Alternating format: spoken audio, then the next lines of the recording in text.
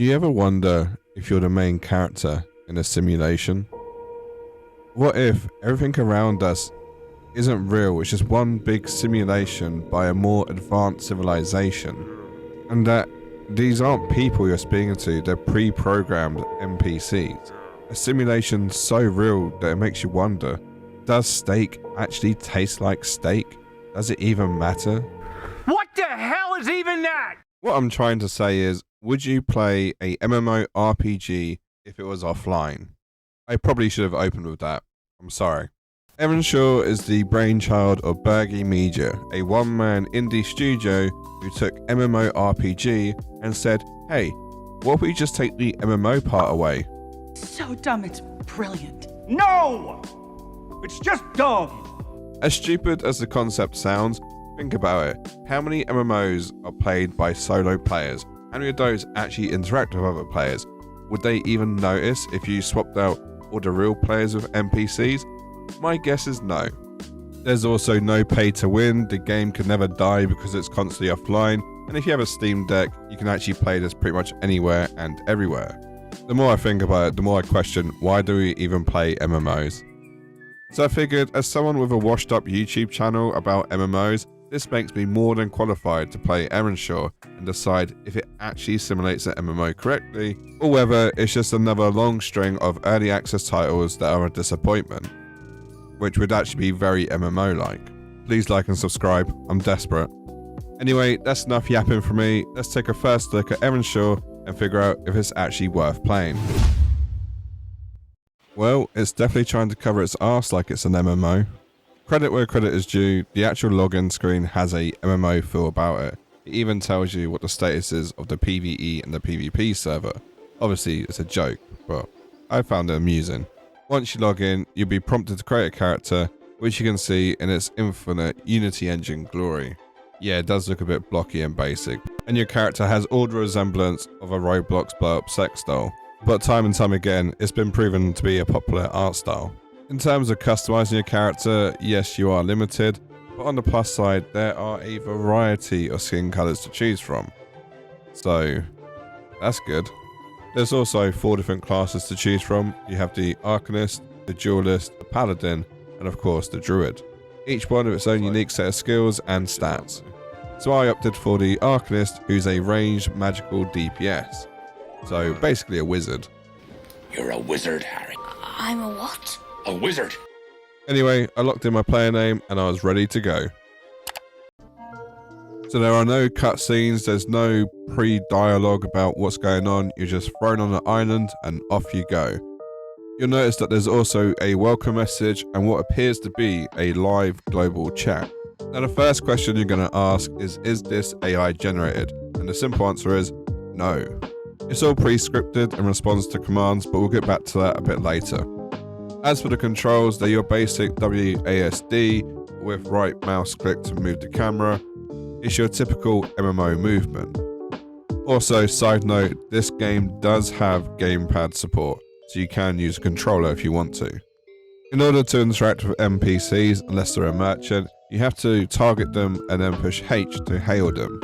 And that's hail them as in the Roman hail, as in hello. Oh, hi, Mark. And not whatever this was.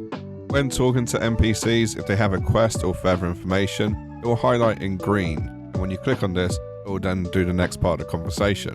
It's very similar to Morrowind. Depending on the class that you choose, you'll have a preset loadout. This will just be some basic weapons and skills and spells that you can equip. It's worth noting that some skills are locked to certain classes, and you gain new skills by buying them from merchants or by finding them in the open world. And these skills and spells are level locked, so you have to level up in order to use certain spells. The starting area then goes on to teach you about combat, and it's exactly as you would expect. Tab targeting with global cooldowns. Perfection. To put this game truly to the test, there's one thing I had to test to see if it was a better MMO than New World, and that was, of course, can you swim?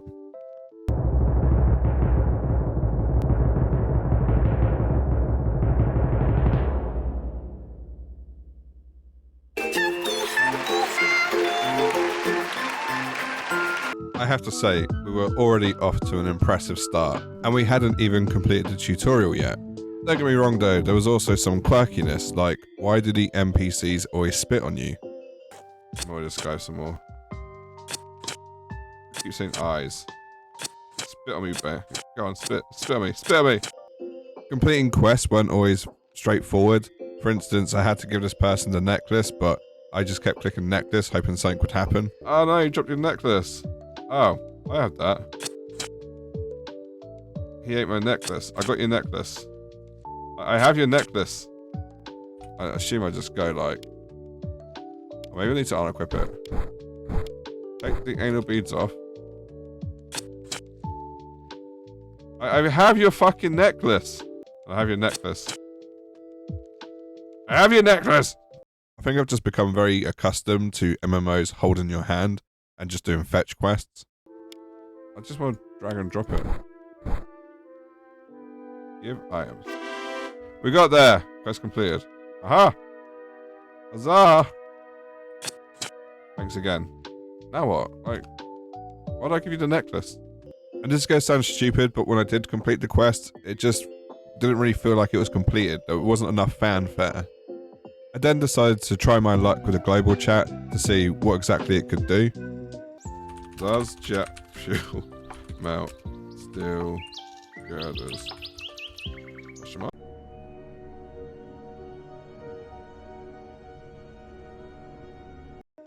Surprisingly, there's no response. But what you can do is put LFG in zone chat.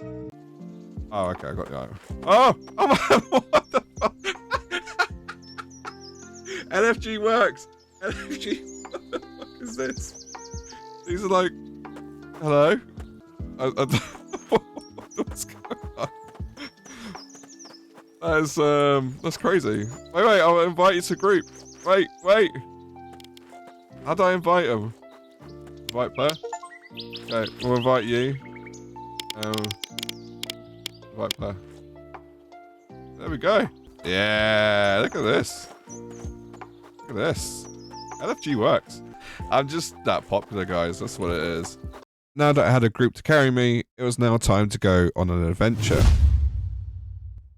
Now that we'd completed the basics, it was now time to see what more the game had to offer. And I have to say, it didn't disappoint. The world is literally littered with NPCs who are supposed to be other players. They have their guild tags on, they have their different roles and abilities, and you can see them going around and fighting all the mobs and bosses and just generally exploring. You can even go up to them and recruit them to your cause if you have enough spot in your group. But not only that, you have a built-in friend finder so you can fine-tune your raid group so you can have the DPS, the tank, the healer. And if you really like someone, you can even add them as a friend. The idea being they'll level up pretty much at the same rate as you do, and you can even give them gear which might help them to be a better player. And for the true nerds out there, you can even fine-tune your group composition and have like certain players be more aggressive than others. But don't get me wrong, this isn't a new system. We've seen this in other games such as Dragon's Dogma, where you can recruit pawns to your cause and they'll run around with you and level up with you. It's just that they put a MMO spin on this version, and it suits the game really well. When recruiting players, you are limited to who you can get. You can't just go for the most OP player in the game, but you can get close to it.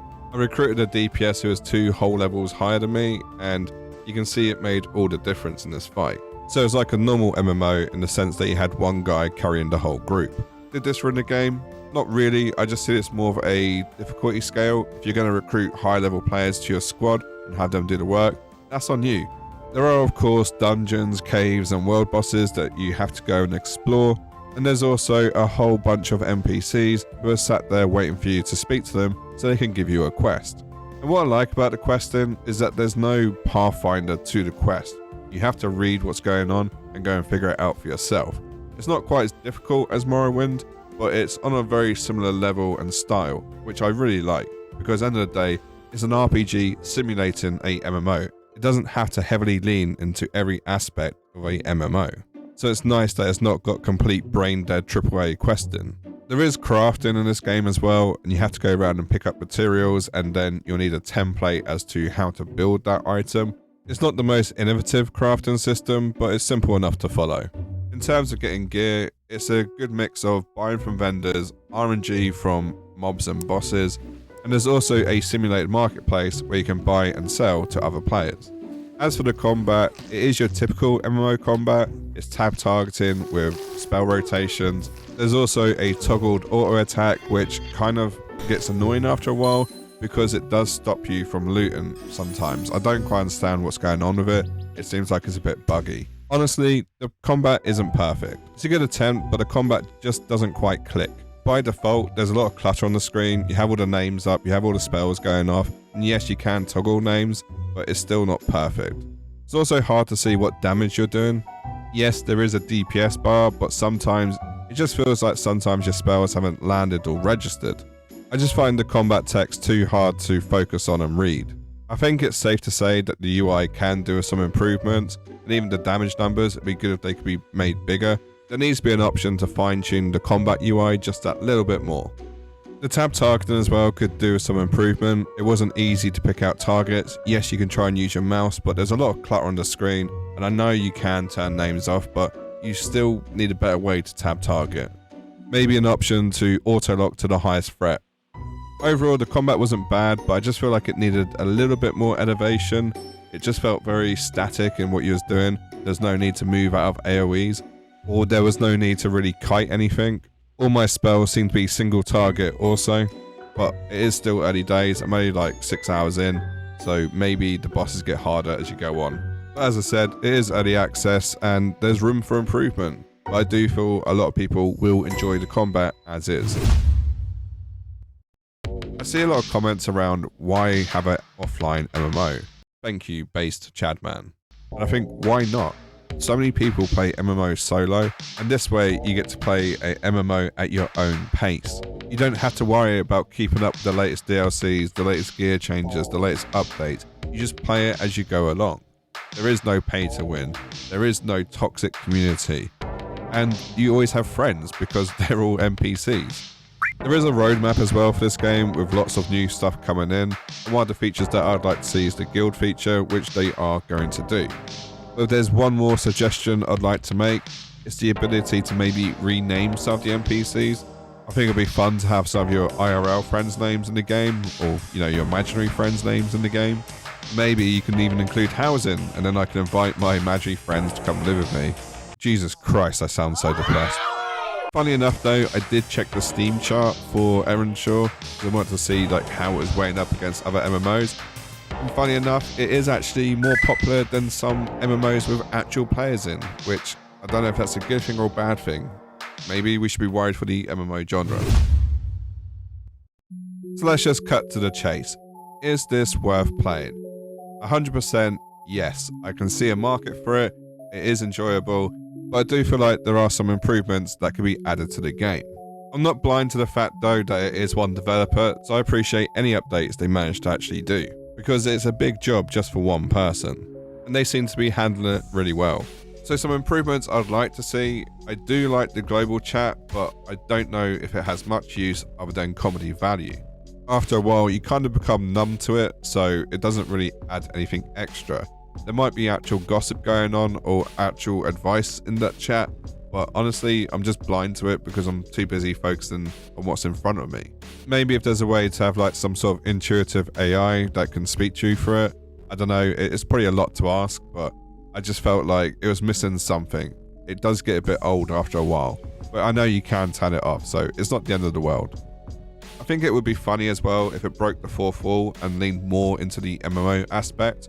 I'd like to see a cash shop where it would sell cosmetics, but rather than actually use real life money, maybe if you got certain achievements, it will give you currency that you can then spend in that store.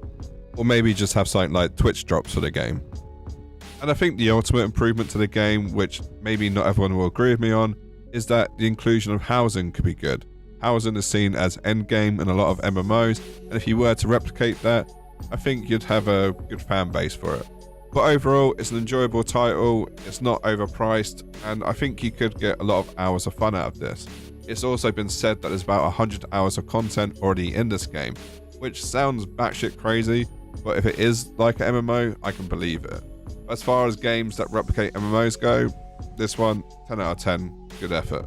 And on that bombshell, I'm going to end the video there. As always, I'd love to hear from you guys. Do you think it's a good title? Do you think there's a market for it? let me know in the comment section below. And if you have enjoyed this video, leave a like. Let the algorithm gods know that this is good content and it deserves to be watched. Feel free to sub. I'll leave a couple of videos on the screen for you now. And a big thank you to my Patreon and YouTube members. Catch you in the next one.